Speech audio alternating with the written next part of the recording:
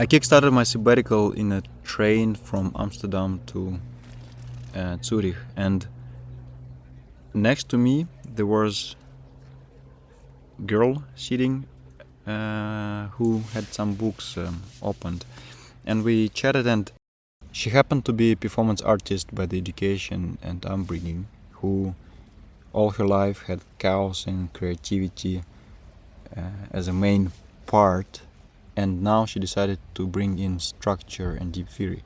And here was me sitting next to her, an auditor, 15 years in a corporate, fully structured and planned out life, who finally decided to bring chaos and bring creativity into the life. And we happened to have many interesting things to talk about. A few weeks later, I decided to have a call and record this first ever podcast style conversation with Madeline. So here we are. Coming back to this first moment, I saw you had some books and you decided to study, if I recall correctly, biology and chemistry. Or biology, physics, chemistry and mathematics. Yeah, a lot of science, fundamental structure. Yeah, exactly. Like I started to study the science fundamentals. What brought you to that idea? What brought me to that decision? I think many different experiences at the same time. And I think a few scientists influenced me or inspired me to go down that road. For example, Bruce Lipton, he's a cell biologist and wrote a book also about the power of belief and how it can influence how we interpret our surroundings, and then how the receptors in our cells make different connections and their nervous system responds differently, or like different DNA parts get activated or deactivated based on how we interpret our surroundings. So he wrote a whole book about this. And when I was reading this, I could read part of it. I was more reading it as a story because most of the words didn't mean so much to me, or I didn't know the correct definition. So in order to understand those books better, I was like, I want to understand that language of science. And when last year I did a course in biogeometry that is found by an Egyptian architect, Ibrahim Karim, and he wrote a book about the physics of quality. It's not necessarily about, for example, the frequency of a wave, but about the quality of a wave and the quality of colors.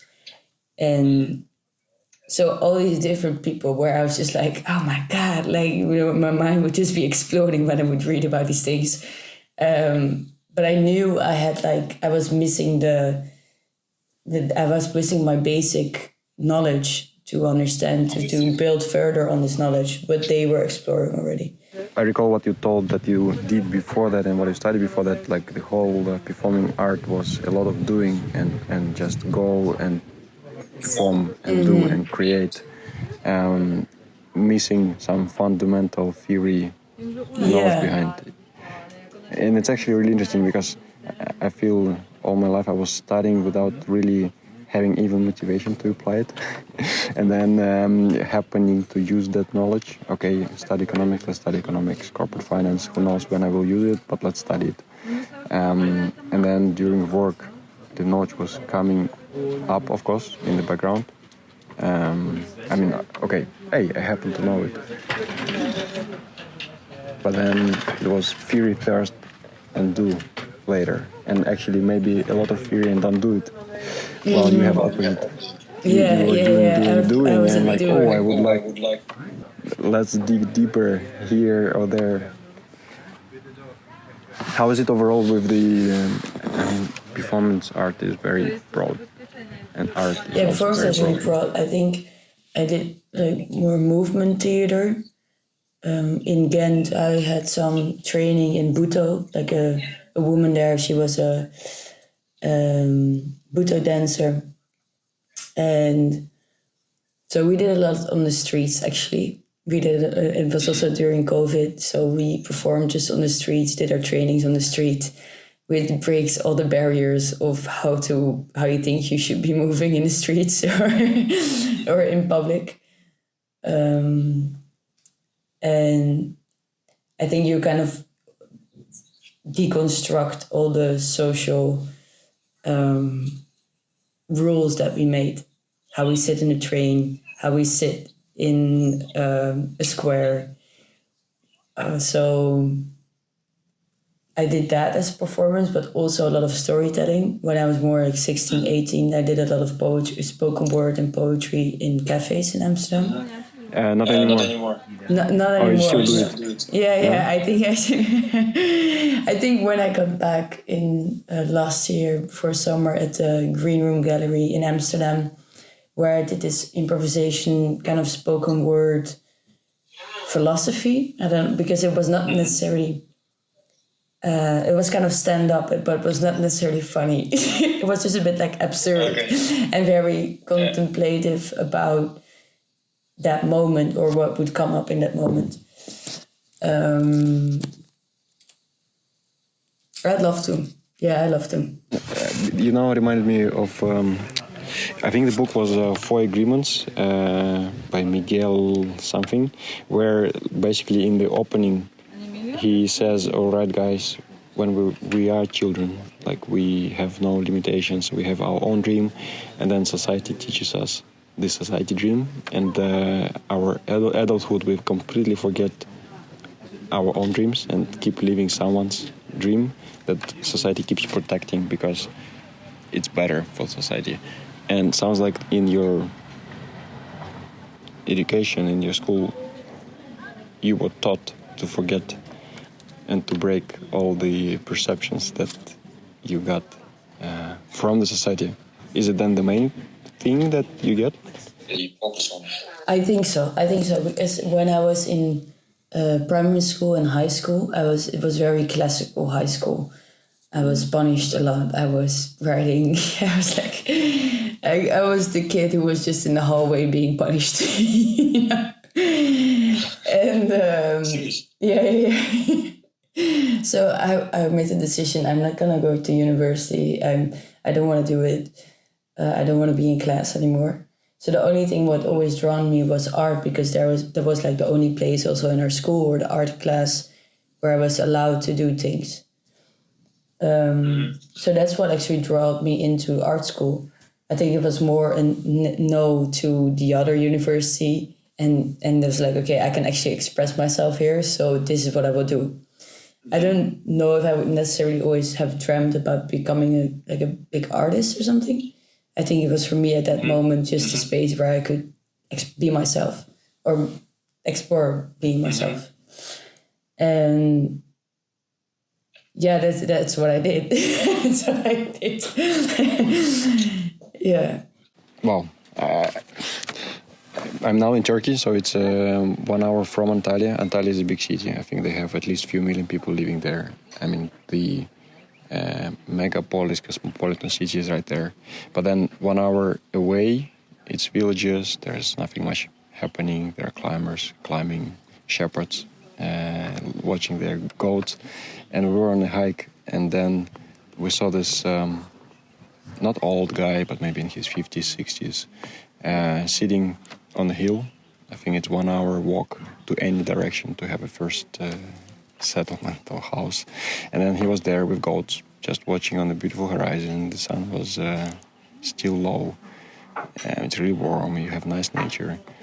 And I was discussing with my friend, look, like this is freedom in a way. He looks so free, and people in the cities don't look free. And then it's weird that we need full study to get towards that freedom, to allow to express yourself, to do whatever you want.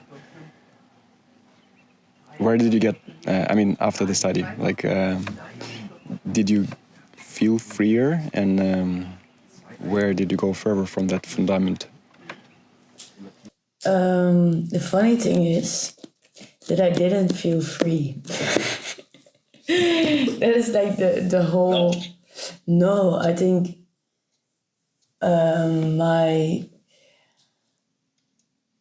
because at the same time I was also running because I hadn't felt free in my own like hometown, you know, when I was always had this urge to drive to break everything, you know, to be like, rah, because I felt so much pressure from the surrounding or so much, like I felt very tight, like I would be in tight rooms all the time. So I think it was like the other extreme opposite of being okay with that tightness and now like trying to break free from it. But I was still feeling as if I was like suffocating in a way. So actually now that because then I also felt like I was becoming dependent on art. And the art scene is not necessarily very easy scene to make your living or have like a stable base. You can grow as a human being a lot. But to actually make a living, and it's very different. It's very competitive. You rely on subsidies.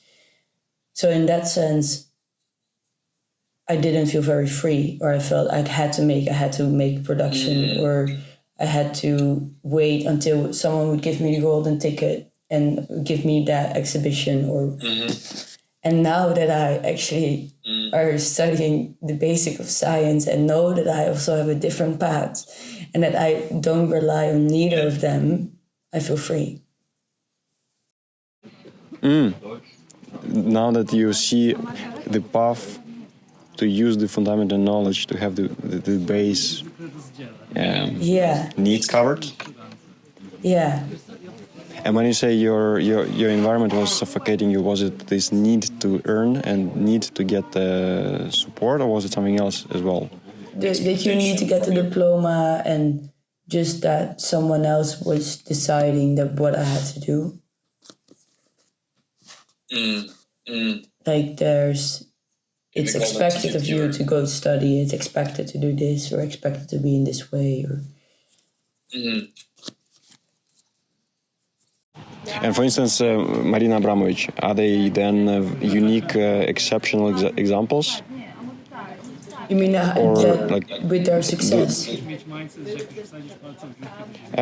Success, and at least from the outsider perception that she could do only art and survive it on it and be happy with that. Oh yeah, or maybe I don't know your history. It's more rare. Yeah, it's definitely more rare. Like a lot of artists have side jobs or are always waiting for the next subsidy, especially in the Netherlands. It's per country, it's a bit different. It's different because our market is not that big, like the private market. As Dutch people don't necessarily have so much value, give it so much value to have art in their house or collect art. Maybe to store like their money, but not as a valuable thing that is part of their life. Add or to reflect on that, there are two people I met recently who kind of followed something similar. One person is now here with me in a friends group. She always liked to write drawing, but then parents said, no, you can't earn with drawing. We don't put you into drawing school. While she actually was selling some drawings to fellow kids in school, you know, like, hey, I can do that, but nah, parent, it's not serious. And then, because she didn't go to drawing school, she couldn't go to architecture study, because you need a drawing school. Instead, she went to engineering work, and then she did it for quite some time, and now she's doing career switch to programming and data science. And I'm like, but wait a moment, you are stepping aside from your dream, like, why don't you step towards? And she said that, well, she had a business in designing clothes and making those clothes and selling them, which is quite closer to the drawing, to the creativity part. And she loved it, and she maybe will continue doing it, but as she liked drawing, she also always liked math. And she says, I like to combine, and I like to have both of that in my life. And then the other story is a DJ who was touring with Armin van Buuren. I mean, he was big and he's still big. Like you can find him on Spotify, quite some listenings. And he chose to become a first-year programmer and join our team. And like, why did you do that? Don't you feel now down, nailed down and wings cut? He's like, no, I actually have my wings opening up because I have the bass covered. And now my music is even better. I don't have pressure on the performance. It's super cool. It's really interesting to hear that more people experience it in this way, because it gives you freedom again. Because you're not, you don't need to rely on it. It gives you freedom to move again. Well, how do you see yourself in 5 years? I don't know how long the study will take. Oh, good question. The other thing is, like, I don't necessarily share this with a lot of people because I dream a lot. I have big dreams, but I'm very in a way cautious. I'm not scared, but I'm cautious with what to share when. Okay, it's okay. No, but I can say it in short. I can say it in short version. I see myself working or in agriculture, forestry, thinking outside of the box with city development. Yeah, development of nice. how we can implement understandings of how the energy grids of the earth work and use that knowledge to build houses, build streets. It's actually knowledge that was present during the Egyptian time, and when they also built churches. You had city planners who would look at the energy grids of the energy systems of the earth and what would be the strongest power spot, and then it would amplify the power spot, so the whole community would benefit from this power spot. It's really interesting. I was thinking this morning, I used to really get fascinated by all the adventure travel books, space odysseys, how people go into other planets, share knowledge, build colonies. And then I was thinking, okay, I was dreaming about that in childhood. Right now, maybe, never say never, never say too late, but, I'm not an engineer or physics background person with 10 years experience, so that one will not bring me on a spaceship.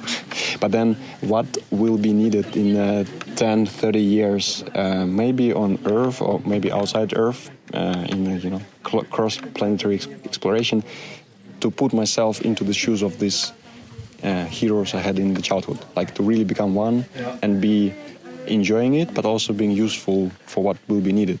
And what you describe now, I'm like, hey, this is one of the options. If you know how to build sustainable energy systems and cities and plan it out, maybe there's a catastrophe and we need to rebuild it. Maybe we go somewhere else and we need to build it anew. And then having people who know how to set it up in a sustainable way. Super cool. I like it.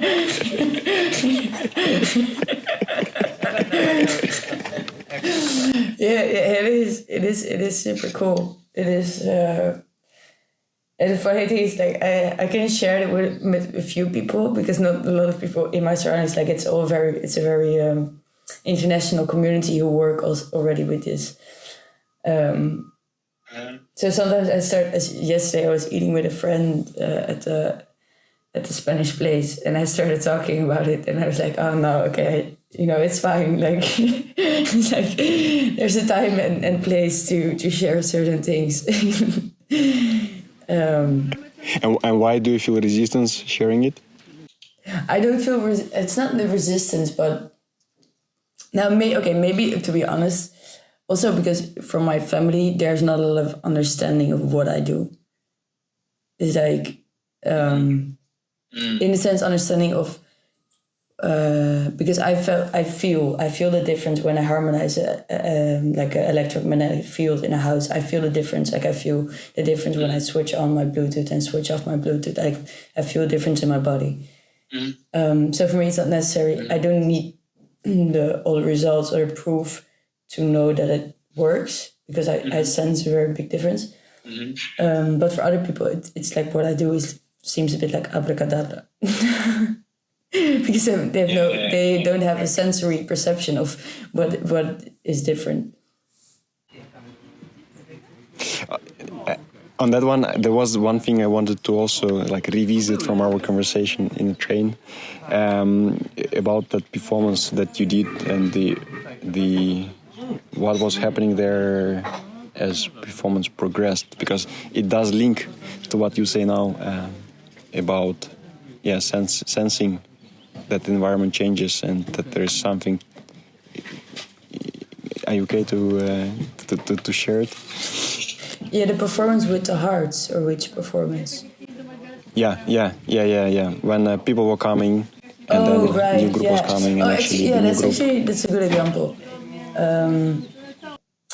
So the performance was with 2,500 heart pillows in a green room. So that's kind of the visual you need to see.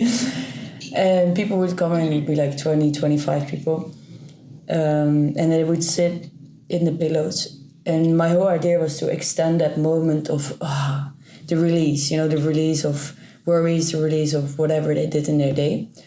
But it doesn't take very long, or like it's only a moment and then people start worrying, how long can I stay here? How long can I do this? Or so I was like, okay, maybe if I have that moment with people, I can extend it. So my whole purpose or goal was to extend that moment. And how I extended this was by being present. I was like, the only thing I can do is be very present. I only knew 3 days in advance that I was going to do this performance, so I didn't really have time to find the whole choreography. So I was like, I would just need to trust that I will know what to say in that moment. And I did know that it was going to be a story in which I would be hearing all the hearts of pounding of other people. I would hear the pulse of the earth. I would hear the pulse of fishes, of different animals. And I would take people over the earth, in the earth, through the earth, within the story. And then I would also be talking about how our day is one pulse, how our life is one pulse, and how the universe is actually one pulse, and like it expands and it contracts. That's a way of seeing it or experiencing it. And I did this performance 4 or 5 times. So it took about like 2 hours. So every time one group would go, the other group would come in. And I would also ask them how they would draw their hearts and what they would draw to make their hearts happier, and what their heart wanted to tell them at that moment. And I would also be sharing that with them. Mm-hmm. And it would change every session, it would change again. And what was really interesting to see is of how you say the environment, or how the environment changes and how the people change because of their environment changes. Is the first people who came in, they were very like awkward and it was like as if I was climbing up a little mountain with these groups, because every time people they came in and they saw these other people like laying in the pillows, being like, hey, why are they so chill? Like what happened here? Why are they so? and we were like, oh, okay, now then I can lay there as well. So they would start laying there, and the last group, I was empty. I had given everything. And then the last group, they were swimming through the pillows. They were laughing, and they were just like kids having in the playground. So that was really interesting, how you can change the environment and how people actually then swim kind of in a different way than when, for example, an environment is depleted of life force. Mm-hmm. And how overall, you can actually sense much more than just the rational parts. No one was telling them what was happening before, but then exactly. it's more on this energetic level. They felt and I think if you take the science that you are now studying, maybe there are very rational, logical explanations. Okay, they saw, I don't know, their eyes were relaxed, blah blah blah, and then that's why. Indeed, but then it's a question like, why would the eyes relax, or there's always you have the physiology level, and then you have all the other different dimensions underneath, or above it or needed, or that come before. Which cause someone to look in a certain way. I also today during breakfast we were chatting with a friend, and like what we came, or she actually said, it doesn't really matter what you do, as long as the environment is helping you, is feeding you, and then of course you can tweak a bit what you do, but the first and utmost is the environment. And then my colleague was also telling, like an elder person, 3 kids, and with a lot of experience, he was saying, Feder, if you are happy in the team, then you will be happy with what you do. And of course, you can always tweak a bit. I really like that idea. The environment is really important. And that spot I'm now in, climbing place, I keep coming here, like, it's just the moment I enter, I feel energy, I feel happy, I feel I want to do a lot of things. Like it's been carried, it's like a fire, it's been carried around within the people. Yeah, that's really beautiful. And it's hard to copy this recipe. I don't know how it works. No, the performance that you said, you wanted to release and keep that momentum of release and relaxation, and then the study that you now decided to follow also serves the purpose. Release the pressure, release the expectation from the creativity, and then things will... Yeah, there was a definite intention. Like I did have a very clear intention. That was the only thing. That was what I knew was my intention, and like that I wanted to be present with our hearts. that was and the funny thing was that I was focusing so much on my heart that I was hearing my heart like beating so loud, like all the time. So I don't know if that was healthy or like or that had anything to do with stress, but it was I had never experienced something like that week. Like my blood was flowing very well through my body, I can tell. What is it? Where attention goes, it grows where attention goes. Yeah, energy flows where attention goes. Well, definitely. For sure. So if you have cold hand and cold feet, definitely focus on your heart. Well, maybe as a wrap-up, that's actually a good one. So I really like, I like collecting, I think, inspirations and new perspectives. And I also like second step, putting them into practice and, doing something in my life with the knowledge that I got and sharing it and growing something from that. If you think about people who are curious about artists and about creativity and about, well, for me, a stuck auditor who wanted to bring art into life, or for you who were not feeling free and wanted to get the freedom and actually deepen the knowledge, understanding. Like, I mean, different people, but there is an overlap. What would you say, hey, here's a nice practical step, the first next step? For you guys. A practical step for? A practical step to get freer, to get more creative, to get unstuck. Oh, fine. I would say it's with the morning. For me, it's all the mornings are holy. Like the mornings, yeah, mornings and evenings. It's the most precious moments to have, and do something bizarre sometimes. Just like But you just really feel like dancing. For example, you can do, say, like, I have my morning rhythm. I always do yoga, and I always have my cup of tea at that place, and that you can start stagnating with that as well. In a sense of, if you really feel like you should be dancing that morning, go dance. go dance. Or you're like, or challenge yourself in a way. Go to the beach and yell for half an hour or something. If you feel like, see if you can start dancing a bit in the station, the train station. I think it's not necessarily the big things that I do, or like the big concepts, but it's like those little things that always make you freer. Anything bizarre you did recently? Well, what was really funny, it was a very... we went to the sea to wash wool, and we made a carpet at the beach. It was really nice. We were like in our bathing suits, like washing the wool in the sea. And a few months before, I called up my friends and said, "Okay, guys, I really want to wash wool in the sea." And they were like, "Why? Why? Why do you need to do this?" I was like, "No, it's really important that I do this." So we went. And I just undressed myself, and I started running naked with all the wool into the sea and started washing it. And what was so amazing is that the wool started felting, and I was also getting clean at the same time.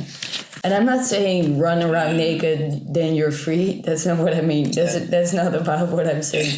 It's about following certain ideas. It's about following a certain excitement that you can feel, or taking moments. It's your freedom to take a moment in between actions. It's your freedom to take a tea before you go out the door. Otherwise, you're always waiting for your environment to say what you have to do. That's more what I'm trying to say. Yeah. Cool. I will take a moment to digest that conversation, make a tea. And then, that was my intention, full morning, I will go and take a dip in the mountain river, which is refreshingly cold, and there is a natural pool, and then you can see the leaves that are already getting gold, like slowly falling, and then, floating like a ship in a shimmering light through the trees. It's incredible. Nice, I got a good picture. Nice, that's amazing. That will be the... Oh, that's amazing. Cool, thanks a lot.